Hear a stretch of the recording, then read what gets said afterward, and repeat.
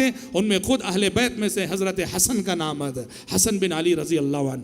لیکن قربان جائیے حضرت عثمان کے اس ایثار پر۔ حضرت عثمان بن عفان رضی اللہ عنہ نے نہیں چاہا کہ مسلمانوں کی تلواریں مسلمانوں پر چلیں، خون خرابہ ہو، جنگ کا ماحول ہو۔ انہوں نے کہا جان جائے گی تو تنہا میرے اکیلے کی جان جائے گی، میں نہیں چاہتا کہ مسلمانوں کے درمیان فتنے کا ماحول پیدا ہو، جنگ کی صورتحال پیدا ہو۔ جس صحابی نے بھی آ کے مدد کی پیشکش کی، حضرت عثمان نے ان سے معذرت کی اور صبر کرنے کی تلقین کی۔ تو بات ایسی نہیں کہ صحابہ نے مدد نہیں کی یا بے یارو مددگار چھوڑ دیا، ہرگز نہیں۔ صحابہ تڑپ اٹھے۔ حضرت علی رضی اللہ عنہ جیسے صحابی لعنت کرتے تھے ان باغیوں پر، ان فسادیوں پر، ان قاتلوں پر جو حضرت عثمان بن عفان رضی اللہ تعالیٰ عنہ کی شہادت کا سبب بنے تھے۔ تو بہرحال حضرات، یہ حضرت عثمان کا صبر تھا، یہ ایثار تھا کہ انہوں نے مسلمانوں کی جانوں کی تحفظ کی خاطر اپنی جان کا نذرانہ پیش کر دیا۔ وہ چاہتے تو کہہ سکتے تھے کہ میری جان کی حفاظت کے لیے ان لوگوں پہ حملے کرو، نتیجہ کیا ہوتا؟ مسلمانوں کی تلواریں مسلمانوں پہ چل پڑتی اور پتہ نہیں کتنا جانی نقصان ہوتا۔ حضرت عثمان نے یہ سب گوارا نہ کیا۔ بڑے وسیع الظرف صحابی تھے، صبر و تحمل والے صحابی تھے، ایثار اور قربانی کا جذبہ رکھنے والے صحابی تھے، اور انہوں نے قیامت تک آنے والے حکمرانوں کو یہ وہ سبق دے دیا انہوں نے کہ خلیفہ کی جان، حکمران کی جان اپنی رعایا کی جان کے برابر ہوتی ہے۔ ایسا نہیں کہ خلیفہ کی جان ہو تو زیادہ قیمتی، رعایا کی جان ہو تو وہ سستی، ہرگز ایسا نہیں۔ بڑے سبق ہیں حضرت عثمان بن عفان رضی اللہ تعالیٰ عنہ کی اس شہادت کے پیچھے۔ بہرحال یہ بالاختصار میں نے حضرت عثمان رضی اللہ عنہ کے خلاف جو بغاوت ہوئی اس کا منظرنامہ آپ کے سامنے پیش کرنے کی کوشش کی ہے۔ کتب تاریخ میں بڑی تفصیلی بحث اس سلسلے میں آتی ہے، مزید آپ کتب تاریخ کا مراجعہ کیجئے، آپ کو اس سلسلے میں تفصیلات ملیں گی۔ رضی اللہ عنہ وارضاہ، یہ تیسرے جلیل القدر صحابی تھے، عشرہ مبشرہ میں جن کا تیسرا نمبر آتا ہے، جنہیں اللہ کے نبی صلی اللہ علیہ وسلم نے دنیا ہی میں جنت کی خوشخبری سنائی۔ حضرات، چوتھی شخصیت عثمان بن عفان رضی اللہ عنہ کے بعد خلیفہ رابع، چوتھے خلیفہ حضرت علی بن ابی طالب رضی اللہ عنہ، جو آپ صلی اللہ علیہ وسلم کے چچا زاد بھائی بھی تھے اور آپ صلی اللہ علیہ وسلم کے داماد بھی تھے۔ علی بن ابی طالب رضی اللہ عنہ، آپ کی ولادت بعثت سے 10 سال پہلے ہوئی۔ بعثت سے 10 سال پہلے ہونے کا مطلب یہ ہے کہ آپ صلی اللہ علیہ وسلم کو نبوت ملنے سے 10 سال پہلے پیدا ہوئے۔ آپ کو معلوم ہے کہ حضرت ابو بکر صدیق رضی اللہ عنہ، حضرت عمر، حضرت عثمان، ان سب کی ولادت کا حساب عام الفیل سے لگایا جاتا ہے۔ ابرہہ کے ہاتھیوں کا جو واقعہ پیش ہے، کیونکہ ان سب کی ولادت اس سال اس حادثے سے قریب ہوئی تھی۔ حضرت علی، جیسے کہ کل ہم نے بتایا تھا، اسی بنیاد پر حضرت عثمان کو ترجیح دی گئی تھی حضرت علی پر خلافت میں، کہ عمر کے اعتبار سے بہت تفاوت ہے۔ حضرت عثمان عمر میں بہت بڑے تھے اور حضرت علی عمر میں بہت چھوٹے تھے۔ تو اس طرح گویا حضرت علی کو اگر دیکھا جائے عمر کے اعتبار سے پیارے نبی سے 30 سال چھوٹے تھے، وہ 30 سال چھوٹے تھے آپ صلی اللہ علیہ وسلم سے۔ حضرت علی کی خوش نصیبی کہیے، سعادت مندی کہیے کہ علی بن ابی طالب رضی اللہ عنہ بچپن ہی سے پیارے نبی کی تربیت میں رہے۔ کیوں؟ اس لیے کہ علی رضی اللہ عنہ یہ ابو طالب کے بیٹے تھے، اور ابو طالب پیارے نبی کے چچا تھے، اور ابو طالب کی اولاد زیادہ تھی، بچے زیادہ تھے، اور ابو طالب کی مالی حالت بہت کمزور تھی۔ تو آپ صلی اللہ علیہ وسلم کی نبوت سے پہلے کا واقعہ ہے کہ پیارے نبی نے اپنے ایک دوسرے چچا عباس سے کہا کہ عباس، چچا ابو طالب کی حالت بہت نازک ہے، اولاد و کثیر العیال ہے، اور ان کی مالی حالت بہت کمزور ہے، کیا ہی اچھا ہوگا کہ ہم اور آپ ان کے ایک ایک بچے کو اپنی پرورش میں لیں، اس طرح ان کا بوجھ ہلکا کریں گے۔ چنانچہ دونوں نے درخواست کی۔ پیارے نبی نے اپنے چچا ابو طالب سے حضرت علی کو مانگ لیا، اور حضرت عباس نے اپنے بھائی ابو طالب سے حضرت جعفر کو مانگ لیا۔ اس طرح حضرت علی بن ابی طالب رضی اللہ عنہ کو یہ اعزاز ملا کہ بچپن سے ہی پیارے نبی کی تربیت میں رہے، اور پیارے نبی کی تربیت میں رہے تو اس کا فائدہ یہ ہوا کہ جب پیارے نبی نے نبوت کا دعویٰ کیا تو سب سے پہلے ایمان لانے والوں میں حضرت علی کا نام آتا ہے، کہ مورخین کہتے ہیں مردوں میں سب سے پہلے ابو بکر، عورتوں میں سب سے پہلے خدیجہ، غلاموں میں سب سے پہلے زید ابن حارثہ، اور بچوں میں سب سے پہلے علی بن ابی طالب ایمان لائے رضی اللہ عنہم اجمعین۔ اور ایمان لانے کے بعد بچپن ہی سے پیارے نبی کے مشن سے جڑ گئے، جو دعوت و تبلیغ کا مشن ہے، پیارے نبی کے مشن سے جڑ گئے، ایمان اسلام کی خدمت میں لگ گئے۔ حضرت علی کا یہ رول ہمیں وہاں نظر آتا ہے جب مکی زندگی کے ابتدائی دور میں صحابی رسول ابو ذر غفاری رضی اللہ عنہ پیارے نبی کے بارے میں جب انہیں معلوم ہوا، پیارے نبی کے بارے میں انہوں نے سنا ایک نبی آئے ہیں، وہ جو ہے مکے کے باہر بنو غفار میں رہتے تھے، بنو غفار کے قبیلے کے فرد تھے۔ ابو ذر مکہ آئے پیارے نبی کے بارے میں معلوم کرنے کے لیے، اور وہ جانتے تھے حالات نازک تھے۔ ابو ذر مکے ہی میں حرم کے اندر رہتے تھے، اور کس سے پوچھنا ہے نبی کے بارے میں انہیں سمجھ میں نہیں آ رہا تھا، کسی سے نہیں پوچھ رہے تھے، کوئی ان کی مہمان نوازی کرنے والا نہ تھا۔ 40 دن زمزم پی کر زندہ رہے صرف حضرت ابو ذر۔ آخر حضرت علی نے انہیں پہچانا۔ حضرت علی روزینہ دیکھا کرتے تھے یہ کون اجنبی ہے جو روزینہ صبح سے شام تک حرم میں نظر آتا ہے، کسی سے بات نہیں کرتا۔ حضرت علی نے گفتگو کی، پتہ چلا کہ یہ ابو ذر ہیں جو بنو غفار کے فرد ہیں، اور یہ محمد صلی اللہ علیہ وسلم سے ملنے کے لیے آئے ہیں، جو کہ آپ صلی اللہ علیہ وسلم سے ملاقات کے لیے آئے ہیں۔ حضرت علی نے ابو ذر کو سمجھایا کہ حالات یہاں درست نہیں ہیں، ٹھیک نہیں ہے، میں تمہیں محمد صلی اللہ علیہ وسلم سے ملاؤں گا، میرے ساتھ ساتھ چلنا، میرے پیچھے پیچھے چلنا، اگر میں کوئی خطرہ دیکھوں گا تو یوں کھڑ جاؤں گا جیسے میں پیشاب کر رہا ہوں، سمجھ جانا کہ یہاں کوئی خطرہ ہے، تم آگے بڑھ جانا، میرے ساتھ رکنا مت۔ بہرحال کسی طرح حضرت علی ابو ذر غفاری رضی اللہ عنہ کو لے گئے، پیارے نبی سے ملاقات کروائی، پیارے نبی نے اسلام کی دعوت دی، ابو ذر غفاری رضی اللہ عنہ مشرف بہ اسلام ہو گئے۔ اس طرح ابو ذر غفاری کو پیارے نبی سے ملانے میں علی بن ابی طالب رضی اللہ عنہ نے اپنی کم سنی میں اپنا کردار ادا کیا۔ اور حضرات کردار کی اگر بات کریں تو حضرت علی کی ایک بہت بڑی قربانی کہیے، ان کی ہمت کہیے، ان کی جرأت کہیے، ان کی شجاعت کہیے، ان کی جوانمردی کہیے کہ ہجرت کی رات جب مشرکین مکہ پیارے نبی کو چاروں طرف سے گھیرے ہوئے تھے، یہ سمجھ کر کہ محمد جیسے ہی گھر سے نکلیں گے ہم سب ایک ساتھ جو ہے ٹوٹ پڑیں گے اور حملہ کر دیں گے، پیارے نبی نے اس رات اپنے بستر پر حضرت علی کو سلایا تھا، اپنے بستر پر حضرت علی کو سلایا تھا، اور حضرت علی کے حوالے لوگوں کی امانتیں کی۔ دیکھو لوگ مکے والے دشمن بھی تھے آپ کے، اور امانتیں آپ کے پاس لا کے رکھتے تھے، چونکہ پیارے نبی اب مکے سے نکل کے مدینہ جا رہے تھے، اس لیے آپ نے حضرت علی کو یہ ذمہ داری دی کہ میرے جانے کے بعد یہ لوگوں کی امانتیں ان کے حوالے کر دینا۔ حضرت علی اس رات پیارے نبی کے بستر پہ سوئے، جو یقیناً موت کا مقابلہ کرنے کے مترادف تھا۔ صبح جب آپ صلی اللہ علیہ وسلم رات جا چکے، اللہ نے انہیں اندھا کر دیا، پیارے نبی ان کے درمیان سے نکلے، اور صبح جب دروازہ کھلا اور حضرت علی کو انہوں نے محمد صلی اللہ علیہ وسلم کے بستر پہ پایا، حضرت علی کو پوچھا کہاں گئے محمد؟ حضرت علی نے کہا مجھے خبر نہیں۔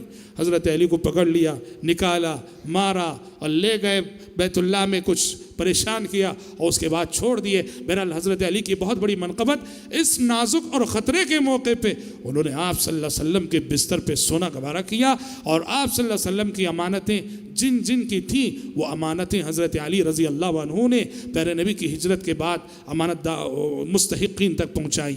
حضرت علی بن ابی طالب رضی اللہ عنہ کی شخصیت بڑی فضیلتوں والی شخصیت ہے، بڑی منقبتوں والی شخصیت ہے۔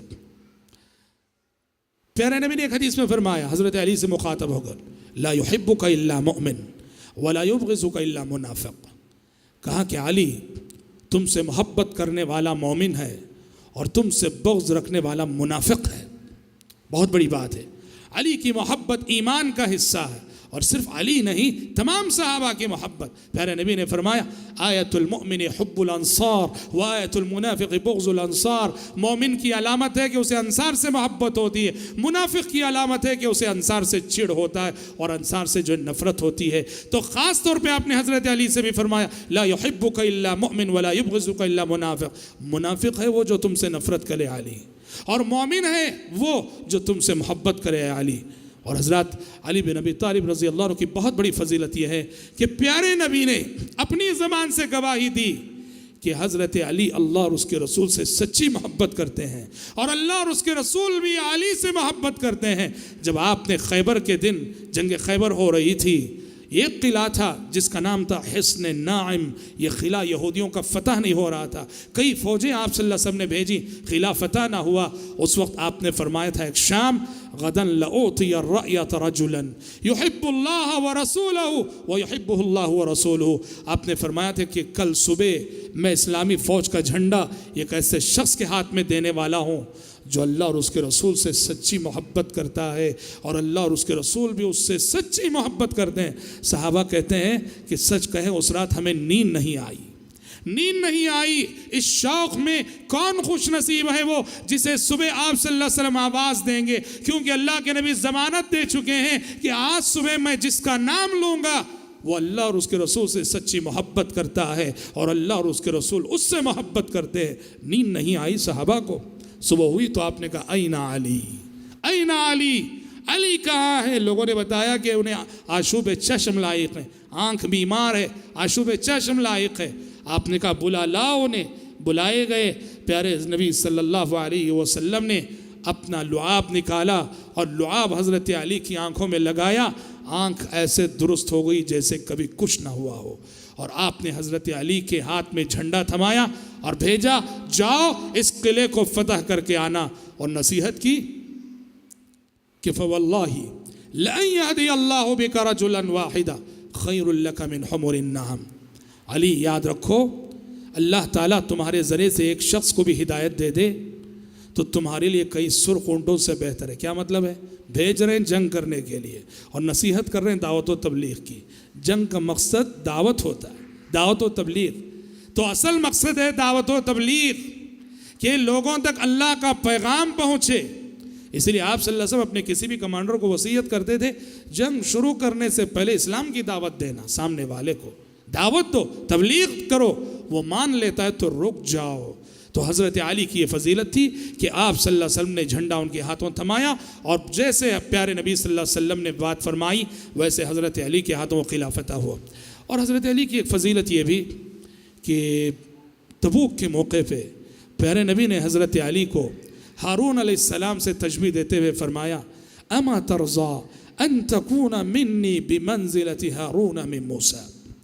سب غزوہ تبوک کے لیے جا رہے تھے, اور پیارے نبی کی عادت تھی جب آپ مدینے سے باہر جاتے, مدینے میں کسی کو ذمہ داری دے کے جاتے, نماز کی اور سارے معاملات کی. تبوک کے موقع پہ یہ ذمہ داری آپ نے حضرت علی کے حوالے کی.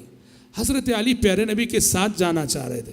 حضرت علی نے کہا اللہ کے نبی آپ مجھے عورتوں اور بچوں کے ساتھ چھوڑ کے جا رہے ہیں؟ تب پیارے نبی نے فرمایا کہ نہیں علی, آج میں تمہیں چھوڑ کے جا رہا ہوں یہاں کس لیے؟ تاکہ تم آج وہ کردار ادا کرو جو کردار ہارون علیہ السلام نے اس وقت ادا کیا تھا جب موسیٰ علیہ السلام 40 دن کے لیے طور پہ گئے تھے. تو اپنی قوم کی ذمہ داری اپنے بھائی ہارون کے حوالے کر گئے تھے. ویسے ہی میں باہر جا رہا ہوں تو تمہیں سارے مدینے کو تمہارے حوالے کر کے جا رہا ہوں. اما ترضى ان تكون منی بمنزلت ہارون من موسیٰ. حضرات علی بن ابی طالب رضی اللہ عنہ صفات اور اخلاق کے اعتبار سے دیکھو بڑے زاہد قسم کے صحابی تھے, بڑے عبادت گزار صحابی تھے. ہمیشہ ان کی تصور میں آخرت اور جنت و جہنم ہوا کرتی تھی. امام بخاری رحمۃ اللہ علیہ نے صحیح بخاری میں حضرت علی کے حوالے سے نقل کیا ہے کس طرح اپنے آپ کو دنیا کے دھوکے سے بچاتے تھے. ایک مرتبہ حضرت علی دنیا سے مخاطب ہو کے کہنے لگے, کہہ رہے ہیں حضرت علی اور دنیا سے مخاطب ہو کے کہہ رہے ہیں, لگتا ہے ان کے دل میں دنیا کا کوئی خیال آیا, دنیا کی محبت کا کوئی تصور آیا. دنیا سے مخاطب ہو کے فرمانے لگے غری غیری, غری غیری, اے دنیا جا, مجھے تو دھوکہ نہیں دے سکتی، کسی اور کو دھوکہ دے، میں نے تو تجھے طلاق بتہ دے دی ہے۔ طلاق بتہ تیسری طلاق کو بولتے ہیں، جس کے بعد میاں بیوی مل ہی نہیں سکتے۔ ہاں تو کہا کہ غر غیری، میں نے تجھے طلاق بتہ دے دی ہے، دھوکہ کسی اور کو دے، میں تیرے دھوکے میں آنے والا نہیں۔ اور کبھی کبھی نصیحت کرتے ہوئے فرمایا کرتے تھے، ارتحلت الدنیا مدبرہ وارتحلت الآخرة مقبلہ وَلِكُلِّ وَاحِدٍ مِّنْهُمَا بَنُونَ فَكُونُوا مِنْ أَبْنَاءِ الْآخِرَةِ وَلَا تَكُونُوا مِنْ أَبْنَاءِ الدُّنْيَا۔ کہا کرتے تھے لوگوں، دنیا پیٹ پھیر کر جا رہی ہے اور آخرت تمہارے سامنے آ رہی ہے، اور دنیا اور آخرت دونوں کے چاہنے والے زمین پر موجود ہیں، تم آخرت کے چاہنے والے بن جاؤ، دنیا کے پرستار اور دنیا کے عاشق نہ بنو۔ نصیحت کرتے تھے، بڑے عبادت گزار صحابی تھے۔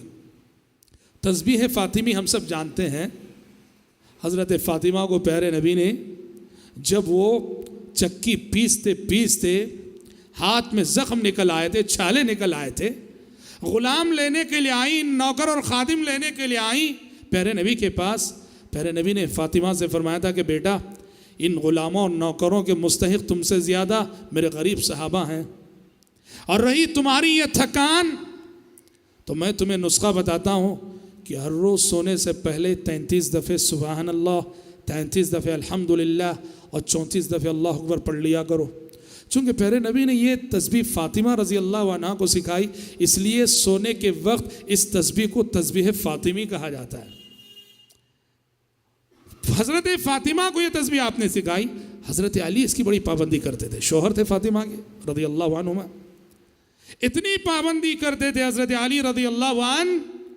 کل ہم بتائیں گے صفین کے حالات، جنگ صفین کیسا نازک موقع، جب غلط فہمیوں کی بنیاد پر صحابہ کے مقابلے میں آ گئے تھے، صحابہ کی تلواریں صحابہ کے خلاف بے نیام ہو گئی تھی۔ کل جیسا ہم روشنی ڈالیں گے، حضرت علی سے کسی نے پوچھا، بڑی ٹینشنوں والی رات تھی، ایسی رات اللہ اکبر، حضرت علی کے سر پہ ایسے ٹینشن سوار تھے۔ کسی نے حضرت علی سے پوچھا، کیا صفین کی رات بھی آپ نے وہ تسبیح پڑھی تھی؟ حضرت علی نے کہا، صفین کی رات بھی وہ تسبیح میں نے نہیں چھوڑی۔ اللہ اکبر، یہ ہے ہم ذرا تھکتے ہیں تو ہمارے معاملات میں فرق آ جاتا ہے۔ صفین کی رات بھی حضرت علی رضی اللہ عنہ نے وہ تسبیح اور وہ مشغلہ اور وہ وظیفہ نہیں چھوڑا، وہ پڑھ کر ہی سوئے تھے رضی اللہ عنہ وارضاہ۔ عدل و انصاف، حضرت علی رضی اللہ عنہ، ویسے تمام ہی صحابہ، لیکن چند نمونے خاص طور پہ عدل و انصاف کے حضرت علی کی زندگی میں ملتے ہیں، اور وہ بھی اس وقت کے جب وہ خلیفہ تھے۔ حضرت علی خلیفہ ہیں، وقت کے خلیفہ ہیں۔ حضرت علی کی زرہ، جنگی لباس ہے لوہے کا، حضرت علی کی ایک زرہ گم ہو گئی، اور بعد میں حضرت علی نے دیکھا کہ وہ زرہ ایک کرسچن اور نصرانی کے پاس ہے۔ حضرت علی نے اس کرسچن سے کہا کہ وہ میری زرہ ہے، مجھے دے دو۔ خلیفہ وقت ہے، معاملہ عدالت میں گیا، کورٹ میں گیا، اور حضرت علی کے دور میں قاضی تھے، قاضی شریح، جو اسلامی تاریخ کے ایک منفرد قاضی، جن کے فیصلے اپنی مثال آپ ہیں۔ وہ فیصلہ کرتے ہوئے کسی کے وقار کو خاطر میں نہیں لاتے تھے۔ قاضی شریح بیٹھے ہوئے ہیں، اور کون ہے مدعی؟ مدعا علی، مدعی علی بن ابی طالب رضی اللہ عنہ، مدعا علی کرسچن ہے۔ حضرت علی کا دعویٰ کیا ہے؟ دعویٰ یہ ہے کہ یہ زرہ جو اس کرسچن کے پاس ہے میری ہے۔ قاضی شریح نے اس کرسچن سے پوچھا، کہا کہ کس کی ہے زرہ؟ کرسچن نے کہا میری ہے۔ حضرت علی سے پوچھا، علی نے کہا میری ہے۔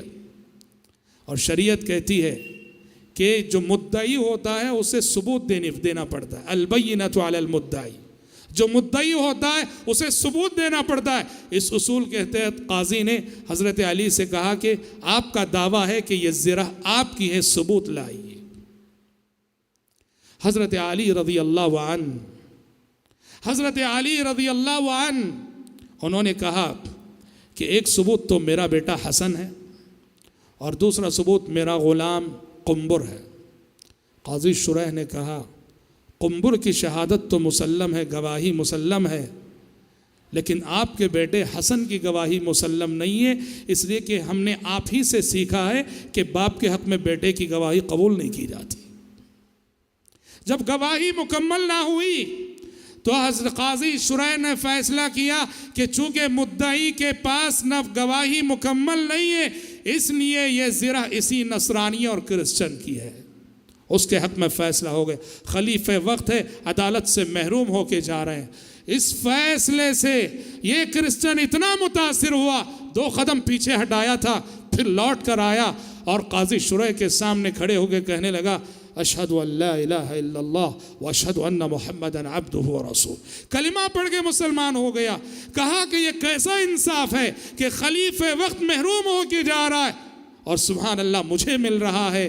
کلمہ پڑھ لیا، مسلمان ہو گیا، اور حضرت علی سے اس نے معذرت چاہتے ہوئے کہا یہ زرہ آپ ہی کی ہے، لے لیجئے۔ حضرت علی اس کے قبول اسلام سے متاثر ہو کے کہا یہ میری جانب سے تمہارے لیے ہدیہ ہے، تم ہی رکھ لو۔ اللہ اکبر، کتنی بڑی بات ہے۔ یہ خلافت راشدہ میں عدل و انصاف کے اعلیٰ اخلاق و کردار کے ایسے نمونے واللہ آپ کو صرف خلافت راشدہ ہی میں ملیں گے۔ بڑے فقیہ تھے حضرت علی، مسائل کی سمجھ بڑی گہرائی کے ساتھ مسائل پہ نظر ڈالتے تھے، استدلال اور استنباط کی بلا کی صلاحیت تھی۔ ایک واقعہ حضرت عمر کے دور میں ہوا۔ واقعہ یہ، ایک عورت کی شادی ہوئی اور صرف 6 مہینے میں بچہ پیدا ہو گیا۔ 6 مہینے میں بچہ پیدا ہو گیا۔ معاملہ حضرت عمر کے پاس آیا۔ لڑکا، اس کا شوہر بھی، گھر والے بھی شک کرنے لگے کہ شادی کے صرف 6 مہینے بعد اولاد ہو رہی ہے، ہم سمجھتے ہیں کہ یہ ناجائز اولاد ہے۔ معاملہ حضرت عمر کے پاس آیا۔ حضرت عمر نے بھی کافی غور و خوض کرنے کے بعد حضرت عمر بھی اسی نتیجے پر پہنچے کہ شاید یہ ولد الزنا ہے، یہ زنا کی اولاد ہے۔ شادی کے 6 مہینے بعد بچہ پیدا ہونے کے کوئی امکان تو نہیں ہے۔ بات چل رہی تھی اس کو سزا دینے کی، اس پہ حد جاری کرنے کی۔ حضرت عمر کی مجلس شورا میں حضرت علی بھی تھے۔ علی رضی اللہ عنہ نے کہا کہ امیر المومنین، قرآن کی روح سے شادی کے بعد 6 مہینے میں بھی اولاد ہو سکتی ہے۔ حضرت عمر نے کہا کیسے؟ حضرت علی نے کہا کہ دیکھیے، اللہ تعالیٰ فرماتا ہے کہ رضاعت کی کل مدت 2 سال ہے۔ والوالدات يرضعن اولادهن حولين كاملين لمن اراد ان يتم۔ رضاعت کسے بولتے ہیں؟ ماں اپنے بچے کو جو دودھ پلاتی ہے۔ قرآن کہتا ہے کوئی ماں اگر اپنے بچے کی مدت رضاعت مکمل کرنا چاہتی ہے تو زیادہ سے زیادہ مدت دودھ پلانے کی 2 سال ہے، اور 2 سال کا مطلب کیا ہوا؟ 24 مہینے۔ ایک طرف اس آیت کو سامنے رکھیے، اور قرآن ایک دوسرے مقام پہ کہتا ہے ماں کے احسانات کا ذکر کرتے ہوئے وَحَمْلُهُ وَفِصَالُهُ 30 شَهْرًا وَحَمْلُهُ وَفِصَالُهُ 30 شَهْرًا، کہ دودھ چھڑائی، ماں کے حمل کی مدت اور دودھ چھڑائی کی مدت 30 مہینے ہوتی ہے۔ قرآن میں ہے دودھ چھڑائی کی مدت یعنی رضاعت کی مدت اور حمل کی مدت 30 مہینے ہوتی ہے۔ وَحَمْلُهُ وَفِصَالُهُ 30 شَهْرًا۔ حضرت علی نے کہا امیر المومنین، اگر اس آیت کی روشنی میں مدت رضاعت 24 مہینے اگر ہم لے لیں، مکمل 2 سال، تو اس آیت میں دیکھیے بقیہ جو 6 مہینے بچتے ہیں وہ حمل کی مدت ہے۔ یہ آیت بتاتی ہے کہ 6 مہینے میں بھی ولادت ہو سکتی ہے، 6 مہینے میں بھی ڈیلیوری ہو سکتی ہے۔ حضرت عمر بن خطاب رضی اللہ عنہ حضرت علی کے اس فقاہت اور ان کے استنباط اور استدلال کی تصویب اس کے قائل ہو کر رہے۔ حضرت علی نے عجیب استدلال کیا قرآن مجید کی آیت سے کہ جب قرآن کہتا ہے کہ حمل اور رضاعت دونوں کی مدت 30 مہینے ہے، 30 مہینے میں اگر رضاعت کے 24 مہینے نکال لیے جائیں تو 6 مہینے حمل کے ہوتے ہیں، اس طرح 6 مہینے میں بھی ولادت ہو سکتی ہے۔ حضرت علی کے اندر قضا کی بڑی صلاحیت ہے۔ قضا کہتے ہیں جھگڑوں کے درمیان، جھگڑا کرنے والوں کے درمیان فیصلہ کرنا۔ پیارے نبی نے حضرت علی کو یمن بھیجا تھا، قاضی بنا کے بھیجا تھا۔ یمن بھیجا، قاضی بنا کے بھیجا۔ یمن میں ایک عجیب و غریب مسئلہ پیش آیا اور اس کو حضرت علی نے اپنی دور اندیشی سے کیسے حل کیا۔ یمن میں ایک مسئلہ یہ پیش آیا کہ ایک علاقے میں کچھ لوگوں نے شیر کو پکڑنے کے لیے بہت بڑا گڑھا کھودا تھا اور شیر اس میں آ گرا۔ بہت بڑا گڑھا تھا، وہ شیر اس میں آ گرا اور لوگ شیر کو دیکھنے کے لیے جمع ہوئے۔ دیکھنے والوں میں سے اچانک ایک شخص گڑھے میں گر گیا، اور گرتے ہوئے وہ تنہا نہیں گرا، جو بازو تھا اس کو پکڑا، وہ اس کے ساتھ وہ بھی گرا، وہ تیسرے کو پکڑا وہ بھی گرا، وہ چوتھے کو پکڑا، وہ 4 آدمی گر گئے گڑھے میں۔ شیر نیچے تھا، اس نے چاروں کو زخمی کر دیا اور چاروں انتقال کر گئے۔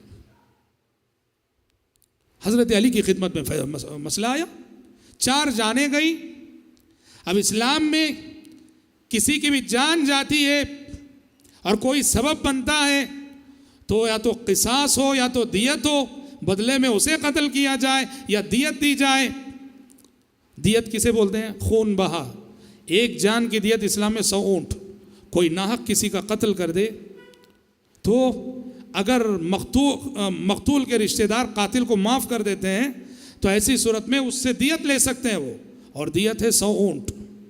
اب حضرت علی کی خدمت میں آیا مسئلہ، 4 جانیں گئی ہیں۔ حضرت علی نے اپنی دور اندیشی سے اس مسئلے کو حل کیا۔ حضرت علی نے سب سے پہلے یہ کیا کہ یہ جو 4 لوگ گر کر انتقال کیے ہیں، ان سب سے پہلے تو ان کی دیت دینی چاہیے، اور دیت کی ذمہ داری ان لوگوں پر عائد ہوتی ہے جنہوں نے پبلک کے مقام پر اتنا بڑا گڑھا کھودا ہے۔ جن لوگوں نے یہ گڑھا کھودا ہے وہ ذمہ دار ہیں، وہ قبیلے ذمہ دار ہیں، وہ دیت دیں گے ان 4 کی۔ اچھا کیسے دیں گے؟ کہا کہ وہ 4 دیتیں دیں گے، 4 قسم کی دیتیں۔ پہلے تو ربع الدیہ، دیت کا 1/4 حصہ، اور ایک ثلث الدیہ، دیت کا 1/3 حصہ، اور ایک نصف الدیہ، آدھی دیت، اور ایک کامل دیت، مکمل۔ یعنی کیا مطلب؟ حضرت علی نے کہا جن لوگوں نے یہ گڑھا کھودا ہے ان قبیلے والوں کی ذمہ داری ہے 4 دیتیں وہ لا کے رکھیں یہاں۔ ایک دیت کا 1/4 حصہ، یعنی چوتھے حصے کا مطلب یہ، اگر دیت 100 اونٹ ہے تو اس کا 1/4 حصہ 25 اونٹ۔ کہا کہ ایک 25 اونٹ کی دیت لاؤ۔ دوسرے کہا کہ ثلث الدیہ، 1/3 دیت، یعنی 100 کو اگر 3 حصے کیے جائیں 33 اونٹ، تقریباً 33 اونٹ اور کچھ۔ کہا کہ ایک ثلث دیت، اور ایک نصف دیت، آدھی دیت 50 اونٹ، اور ایک کامل دیت 100 اونٹ۔ 4 دیتیں ان لوگوں پر ذمہ داری عائد کی، انہوں نے 4 دیتیں جو ہے لائی۔ کہا یہ جو ربع الدیہ ہے 25 اونٹ، یہ دیت جائے گی جو سب سے پہلے گرا اس کے رشتہ داروں کو، اس کے وارثین کو۔ اس کی دیت میں 100 نہ اصل ہونا چاہیے، 70 پر 5 کیوں کم ہوئے؟ اس لیے کہ وہ اپنے بعد 3 لوگوں کے گرنے کا سبب بنا، 3 لوگوں کے گرنے کا سبب بنا، اس لیے 70 پر 5 اونٹ جو ہے اس کی دیت سے کٹ گئے۔ اور جو دوسرا شخص اس کو جو ہے یہ ثلث الدیہ، 1/3 33 اونٹ جائیں گے، اور اس کی دیت میں سے جو باقی 2 ثلث کٹیں کس لیے؟